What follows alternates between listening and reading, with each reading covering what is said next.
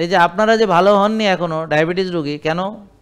কারণ হলো আপনারা চিনি বেশি রোগী, 6 বেলা চিনি খাচ্ছেন, এবং একটা পর্যায়ে গিয়ে আপনাকে ইনসুলিন বেশি রোগী, তাকে আরও ইনসুলিন দেওয়া হচ্ছে।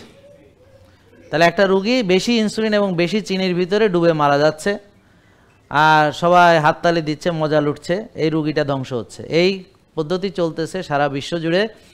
এটার বিরুদ্ধে কথা বলার কেউ নেই, এবং এইটা যে বলবে তার বিপদে পড়তে হবে পদে পদে। আর আমরা ধরেন, আর যারা এই আপনাদের সঙ্গে দুষ্টামিগুলো করতেছে তারা হলো অত্যন্ত সম্মানিত, তাদেরকে স্যার বলতে হবে। আর আপনারা এই স্যার বলতে বলতে আপনার এই চোখ নষ্ট হবে। তাহলে এখন আপনার চোখ কিভাবে নষ্ট হয়েছে বুঝতে পেরেছেন তো? বুঝেছেন? হ্যাঁ, এবার আসেন আপনি আপনার ব্রেন কিভাবে নষ্ট হবে। তা একটা ব্রেন ভালো থাকে, ব্রেনের জন্যে তার সুগার দরকার ব্রেন চলার জন্যে।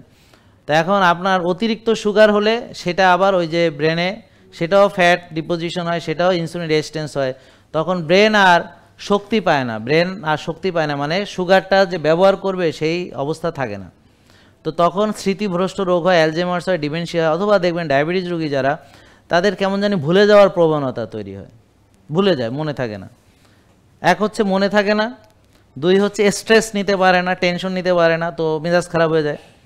তারপর হচ্ছে অল্পতে সে মানে অস্থির হয়ে পড়ে, বুক কারো কারো বুক ধড়ফড়ানি থাকে, অনেকেরই অতীত নিয়ে অনেক বাজে চিন্তা আসে এবং নিজেকে অথর্ব মনে করে, তার কোনো সেলফ স্টিম বা সেলফ কনফিডেন্স নাই, তার মানে আত্মবিশ্বাস বা নিজের প্রতি যে তার প্রত্যয় এগুলো তার নেই, সেলফ স্টিম নেই, সেলফ কনফিডেন্স নেই।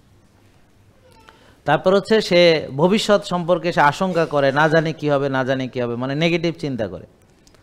আর কোনো একটা কথা কেউ বললে এটা আর মাথায় ঘুরে, কারো 1 সপ্তাহ, কারো 1 মাস, কারো সারা জীবন মাথার মধ্যে ঘুরে, অমুকে কে কী বলছে এটা নিয়ে সে বেশি ভাবে, বা কে কী বলবে সেগুলো তার মাথায় কাজ করে। কিন্তু মানে পাছে লোকে তো কথা বলবেই, তাই না, এটা সে বুঝতে পারে না। তো ডায়াবেটিস রোগী বেশিরভাগেরই দেখবেন তার মানে স্ট্রেস নিতে পারে না, অস্থির হয়ে পড়ে, তারপরে তার নেগেটিভ চিন্তা বেশি আসে এবং বেশি অতীতের খারাপ খারাপ জিনিস চিন্তা করে, ভবিষ্যৎ সম্পর্কে নেগেটিভ আশঙ্কা করে, ভুলে যায়, মনে থাকে না।